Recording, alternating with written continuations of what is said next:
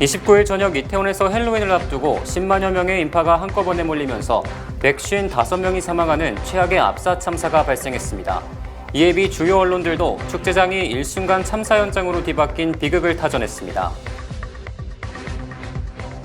서울 이태원에서 헬로윈 행사 중 무려 155명이 숨지는 대형 참사가 발생하자 바이든 대통령과 국무부 등 행정부는 물론 정치권도 조의를 표했습니다.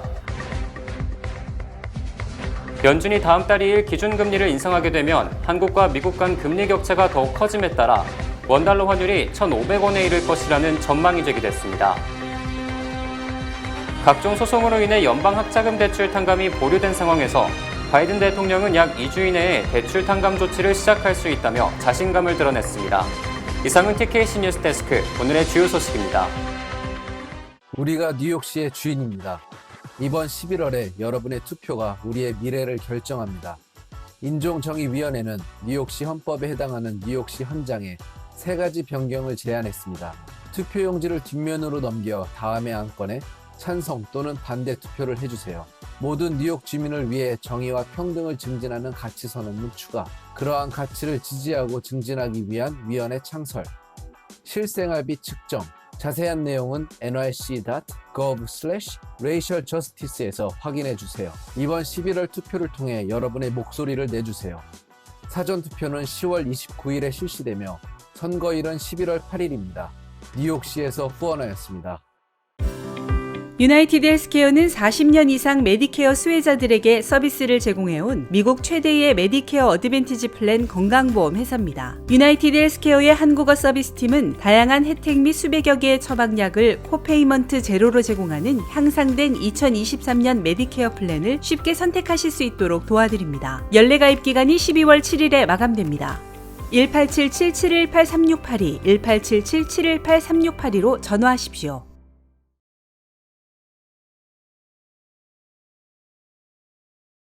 시청자 여러분 안녕하십니까? 10월 31일 월요일 TKC 뉴스데스크 첫 소식입니다. 29일 저녁 이태원에서 헬로윈을 앞두고 10만여 명의 인파가 한꺼번에 몰리면서 155명이 사망하는 최악의 압사 참사가 발생했습니다. 이에 미 주요 언론들도 축제장이 일순간 참사 현장으로 뒤바뀐 비극을 타전했습니다. 한국 소방당국은 이번 사고로 30일 오후 5시 30분 기준 155명이 숨지고 152명이 다쳐 모두 307명의 사상자가 발생했다고 발표했습니다. 이는 한국에서 벌어진 압사 사고 중 최대 규모입니다.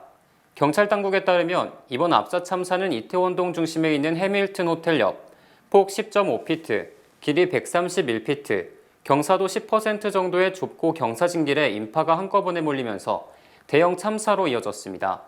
현장에 있던 목격자는 밤 10시 넘어 호텔 옆 좁은 길에서 누군가가 넘어졌고 이어 사람들이 차례로 넘어지면서 겹겹이 쌓였다고 전했습니다. 좁은 공간에 수많은 사람이 뒤엉키면서 사상자가 나오게 된 것입니다. 이에 AP통신과 CNN, ABC와 CBS, MBC 등 3대 공중파 방송, 워싱턴 포스트와 뉴욕타임스 등 미 주요 언론들은 토요일과 일요일에 일제히 긴급뉴스, 톱뉴스로 서울의 헬로윈 참사를 전했습니다. CNN 방송은 29일과 30일 서울의 헬로윈 군중이 급증한 바람에 150명 이상의 사망자를 냈다면서 그야말로 끔찍한 참사였다고 보도했고 워싱턴 포스트는 사망자들 중에는 미국인 최소한 2명을 포함해 14개국 출신 20여 명이 포함됐다고 밝혔습니다. 뉴욕타임스는 팬데믹 규제가 3년 만에 완전히 풀려 헬로윈 군중이 전년보다 2배 이상 한꺼번에 몰렸음에도 통제하는 당국이 없었고 경찰력도 매우 부족해 대참사를 초래했다고 지적했습니다. 이번 참사로 목숨을 잃은 사망자들은 대부분 10대와 20대의 젊은이들이었으며 여성 사망자가 남성들보다 2배나 많았습니다. 연령별로는 20대가 103명으로 가장 많고 30대가 31명, 10대가 12명, 40대가 8명, 50대 1명 등입니다.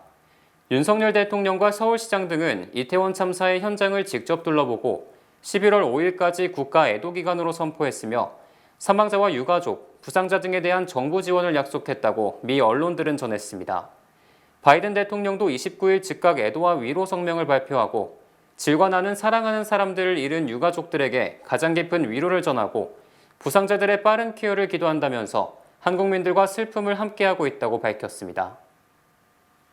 서울 이태원에서 헬로윈 행사 중 무려 155명이 숨지는 대형 참사가 발생하자 바이든 대통령과 국무부 등 행정부는 물론 정치권도 조의를 표했습니다. 바이든 대통령은 지난 29일 성명을 통해 서울에서 사랑하는 사람을 잃은 가족들에게 깊은 위로를 보낸다. 우리는 한국인과 함께 슬퍼하고 부상자들이 조속히 쾌유하기를 바란다고 말했습니다. 바이든 대통령은 또 어제 트위터에 올린 글에서 서울에서 목숨을 잃은 사람 중 적어도 2명이 미국인이라는 것을 알고 충격을 받았다며 애도의 메시지를 보냈습니다. 토니 블링컨 국무장관도 사랑하는 사람을 잃은 사람들에게 심심한 조의를 표한다며 수습 과정에서 모든 협조를 아끼지 않겠다고 다짐했습니다.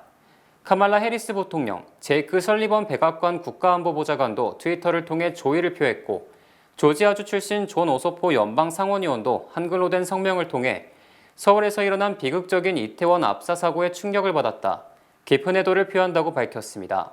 한편 현재까지 이태원 참사 사망자는 155명이며 이 중 외국인 사망자는 14개국 26명이고 미국인은 2명으로 집계됐습니다.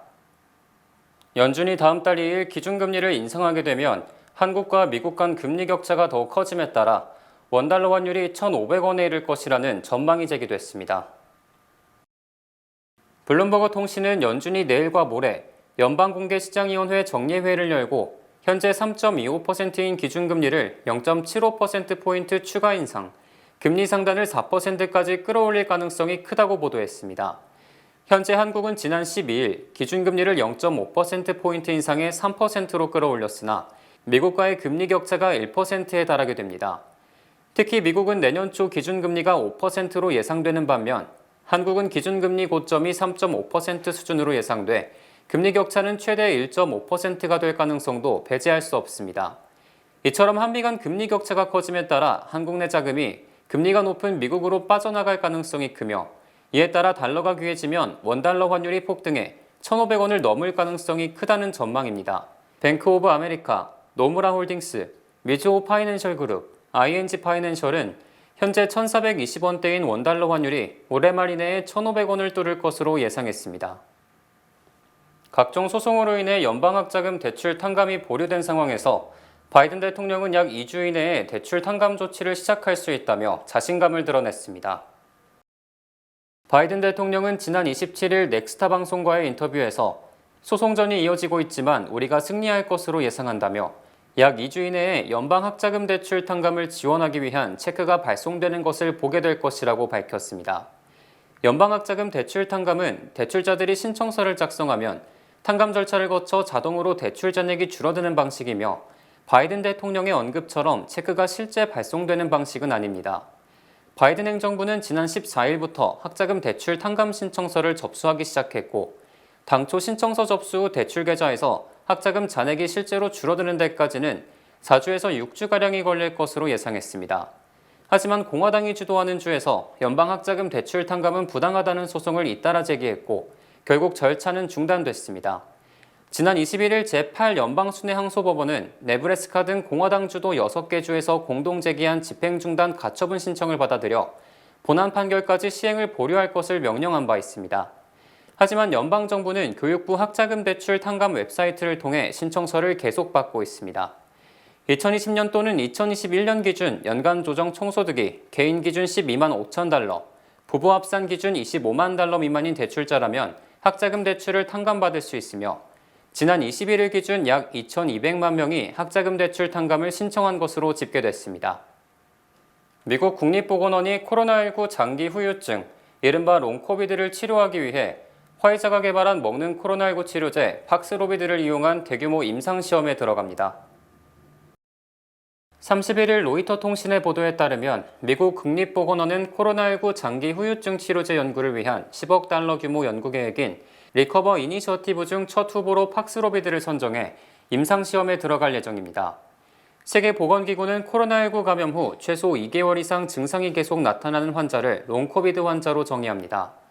전체 코로나19 감염자 중 10%에서 20% 정도가 이에 속합니다. 국내 방역당국도 성인 코로나19 환자 8명 중 1명이 후유증을 경험한 바 있다고 밝혔습니다.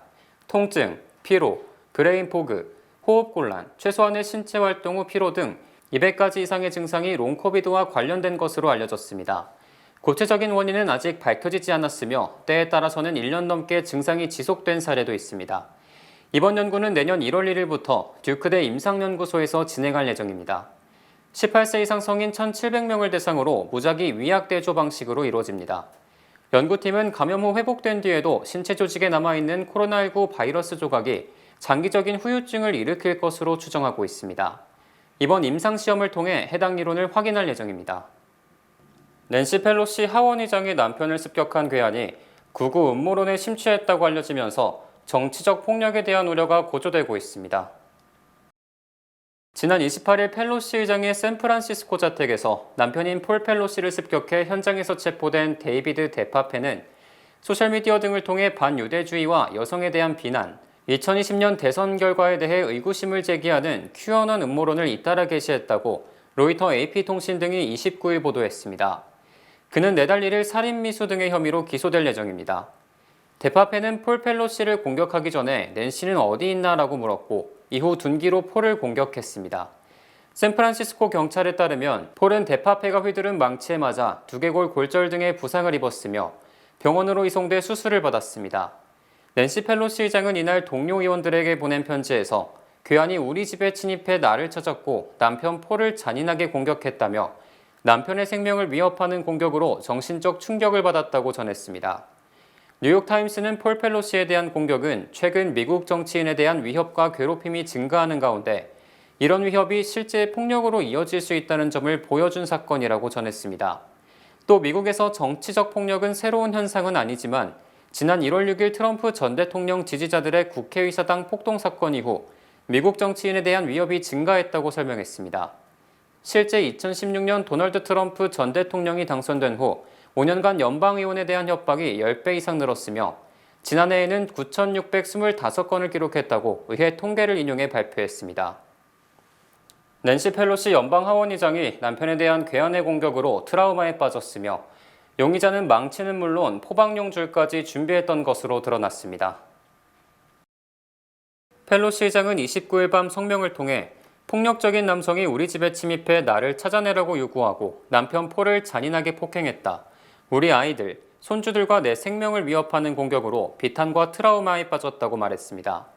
펠로시 의장은 여러분의 따뜻한 기도가 우리 가족에게 위안이 되고 폴이 회복하는 데 도움이 되고 있다. 그의 상태는 나아지고 있다고 밝혔습니다. 이에 앞서 지난 28일 정신병 병력을 가진 42세 남성이 펠로시 의장의 샌프란시스코 집에 침입해 펠로시의 남편 폴의 머리를 해머로 폭행하고 두개골이 부러지는 중상을 입었습니다. 이 남성은 지난해 1월 6일 트럼프 전 대통령 지지자들의 연방의사당 난입 때 폭도들이 포박용 줄인 케이블 타이를 들고 있었던 것처럼 해머는 물론 케이블 타이까지 준비해 펠로시 의장 부부를 묶으려 했던 것으로 추정됩니다. 이번 사건에 대해 민주공화 모두 폭력은 용서할 수 없다고 밝히는 등 큰 충격에 빠진 반면 트럼프 대통령은 이 사건과 관련해 침묵을 지키고 있습니다. 중간선거가 일주일 앞으로 다가온 가운데 바이든 대통령이 미국이 54개 주라고 말함으로써 또다시 침해 논란이 일고 있습니다. 바이든 대통령은 지난 28일 밤 펜실베니아주에서 출마한 존 패터먼 연방 상원의원 후보 지지 행사에서 2018년 중간선거에서 공화당이 오바마 케어를 폐지하겠다고 공약했지만 민주당이 이를 저지했고 우리는 54개 주에 갔다고 말했습니다. 하지만 미국은 50개 주로 구성된 국가로서 바이든이 54개 주라고 발언한 것은 80세 고령에 따른 인지능력 저하를 보여주는 것이라는 지적이 잇따르고 있습니다.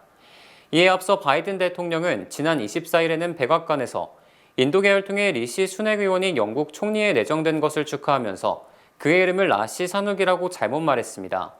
또 같은 날 백악관 정원에서 나무 심기 행사를 한 뒤 백악관 실내로 들어가지 않고 다른 참석자들을 따라가다가 뒤늦게 엉뚱한 방향임을 깨닫고 어디로 가야 하는지 묻는 듯한 모습을 보여 길을 잃었다는 주장이 제기됐습니다. 바이든 대통령은 다음 달 20일 만 80회 생일을 맞게 되며 이미 몇 해 전부터 치매 초기 증세라는 의혹이 일고 있습니다.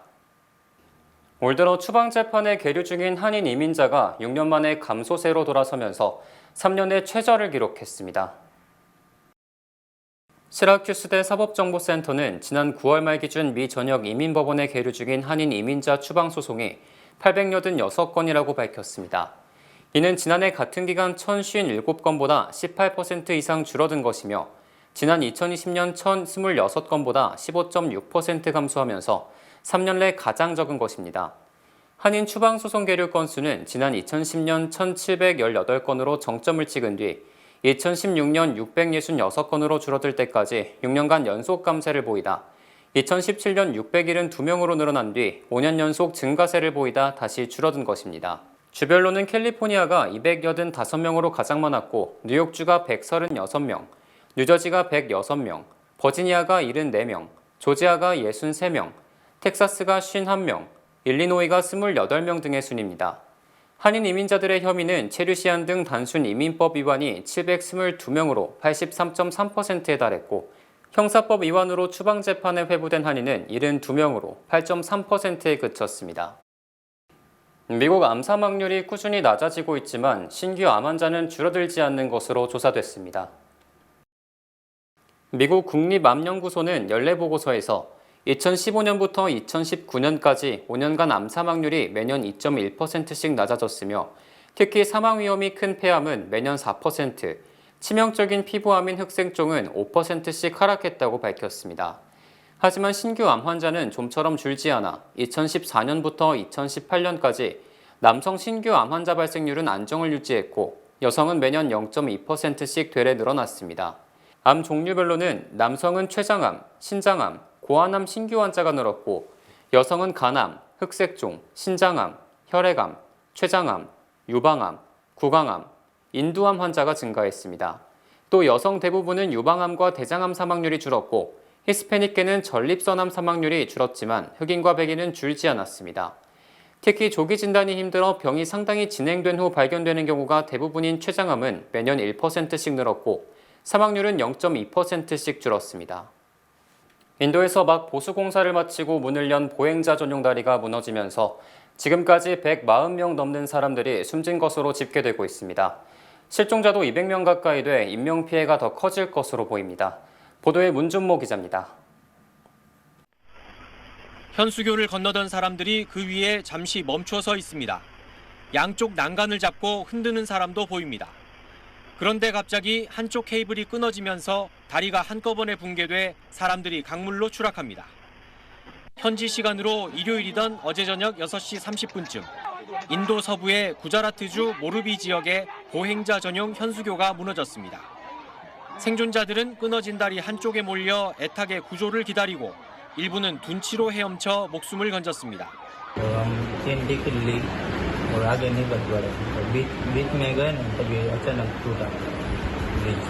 사고 당시 다리 위엔 인도 최대 명절인 디왈리 축제를 즐기기 위해 500여 명이 있었습니다. 170명 넘게 구조됐지만 지금까지 최소 140명 넘게 숨졌다고 현지 언론은 보도했습니다. 실종자 수도 200명에 육박해 인명피해는 더 늘 것으로 보입니다. शायद ही जीवन में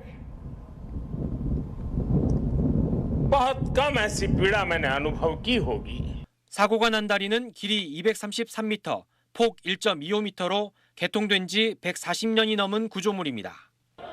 7개월간의 보수 공사를 거쳐 지난 26일 재개장했는데 나흘 만에 사고가 난 겁니다. 사고 당시 이 다리엔 적정 수용 인원 150명의 3배가 넘는 500명이 있었습니다.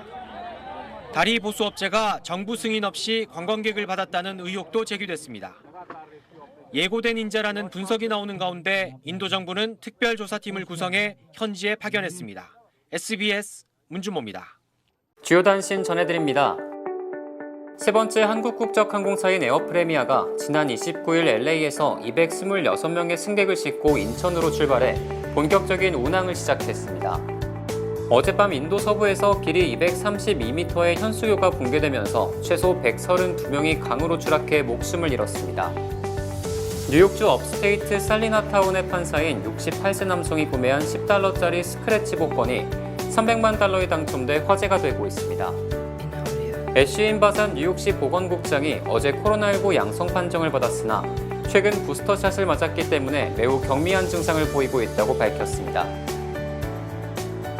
41세 한인 남성이 지난 23일 새벽 2시쯤 플러싱 먹자 골목 인근에서 47세 여성에게 성폭행을 시도한 혐의로 지난 26일 밤 경찰에 체포됐습니다. 지난 29일 오후 7시쯤 롱아일랜드 서포 카운티의 론턴코마에서 60세 남편과 59세 아내가 길을 건너다 차에 치여 목숨을 잃었습니다. 어제 오후 7시쯤 브루클린 스타이브슨트의 한 병원에서 앰뷸런스가 도난당했다가 6마일 떨어진 지점에서 발견됐으나 차량을 훔친 용의자는 도주했습니다. 일론 머스크 테슬라 최고 경영자가 트위터에 대한 구조조정에 돌입해 트위터 직원의 최소 50%에서 최대 75%를 감원할 것으로 알려졌습니다. 10월 31일 월요일 TKC 뉴스데스크 여기서 마치겠습니다. 시청해주신 여러분 고맙습니다.